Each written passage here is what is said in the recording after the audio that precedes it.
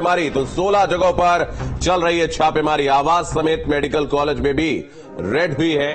College के निदेशक से 2 घंटे से पूछताछ जारी है। तो जिम कॉर्बेट और अन्य मामलों को लेकर कार्रवाई हो रही है। हरक सिंह के साथ कई और लोगों के ठिकानों पर भी रेड जारी है। तो पूर्व मंत्री हरक सिंह रावत के ठिकानों पर ईडी की कार्रवाई जारी है। देहरादून, दिल्ली और चंडीगढ़ में छापेमारी जारी है। तो आवास समेत मेडिकल कॉलेज में भी छापेमारी हुई है और कई घंटे से पूछताछ भी जारी है। तो जिम कॉर्बेट और अन्य मामलों को लेकर ये कार्रवाई हो रही है। हरक सिंह पर शिकंजा कसा गया है। 16 जगहों पर छापेमारी हुई है। तो घर पर भी रेड हुई है, वहीं मेडिकल कॉलेज में भी रेड हुई है।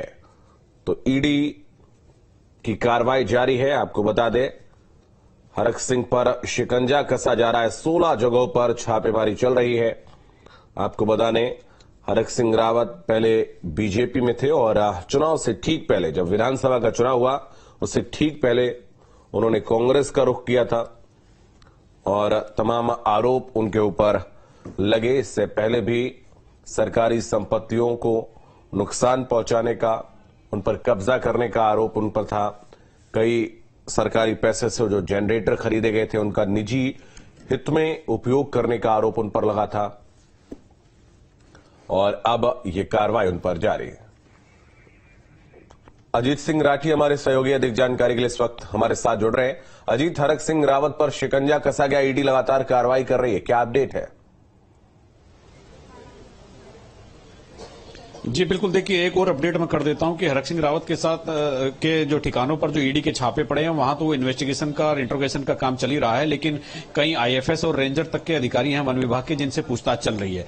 अलग अलग जगह कम से कम भी आधा दर्जन आईएफएस और जो वन रेंजर होते हैं, जो उत्तराखंड वन सेवा होती है, उनके अधिकारियों के ठिकाने पर भी छापेमारी हो रही है। ये सीधा उसी से रिलेटेड है क्योंकि जिम कॉर्बेट की पाखरो रेंज में वो एक बहुत बड़ा घोटाला हुआ था। जो जनरेटर और तमाम चीजें उपलब्ध हरक सिंह रावत के मेडिकल कॉलेज से हुई थी, तो वो सब एक इंटरकनेक्ट हैं सभी। तो ये कार्रवाई अभी जब सुबह से ईडी की टीमें आई हैं तो कई जगह छापेमारी चल रही है। ये रेड का पूरा प्रक्रिया अभी गतिमान है, लोगों से पूछताछ जारी है। और अभी तो एक सूचना ये भी मिली है कि हरक सिंह के घर पे जो उनकी पुत्र वधू का जो लॉकर था, जो उनकी अलमारियां थी, जो जहां दस्तावेज रखे होने की एक संभावना हो सकती है, तो ताला खोलने वाले किसी को वहां पर बुलाया भी गया था। और उसके साथ ही लेकिन ये इस बात की पुष्टि नहीं हो रही है। एक आईएफएस अधिकारी सुशांत पटनायक है, तो उनके यहां भी छापेमारी और उनसे बातचीत और पूछताछ चल रही है। अब चर्चा तो ये भी हो रही है कि उनके यहां से कैश मिला है, लेकिन चूंकि ईडी जब तक इस बात की पुष्टि ना कर दे तब तक ये कहना बहुत मुश्किल होता है कि किसके यहां से चूंकि ईडी आप जानते हैं एनफोर्समेंट डायरेक्टरेट जो है भारत सरकार के अंडर आता है और राज्य की किसी भी मशीनरी को वो किसी तरह की अपनी जानकारी शेयर नहीं करते हैं। लेकिन ये एक सच है कि सुबह बहुत अर्ली मॉर्निंग से ये छापेमारी कम से कम भी आधा दर्जन स्थानों पर चल रही है, जिनमें अधिकारी और हरक सिंह रावत का मेडिकल कॉलेज और उसका घर शामिल है। जी बिल्कुल, पहले भी अगर हम देखें अजीत, तो कई आरोप हरक सिंह रावत पर लगते रहे हैं, चाहे वो सरकारी जनरेटर का निजी हित में उपयोग करना हो, उनके आवास पेट्रोल पंप पर जनरेटर वो बरामद किए गए थे, ऐसे तमाम आरोप लगातार लगते आए। तो क्या प्रश्न चिन्ह यहां पर खड़ा हो रहा है उनकी हरक सिंह रावत के ऊपर, अगर हम बात करें? देखिए, वो चूंकि पॉलिटिकल मामला है उनका और उनकी पॉलिटिकल जो कैरियर है उस पर थोड़ा सा संशय जरूर सभी को हो रहा है। वो हरिद्वार से लोकसभा का टिकट भी मांग रहे हैं कांग्रेस से, और इस समय ईडी की रेड होना और ये तमाम जो कॉम्प्लिकेशन है उनके सामने खड़े होना उनके राजनीतिक कैरियर में बाधा उत्पन्न तो कर ही सकते हैं।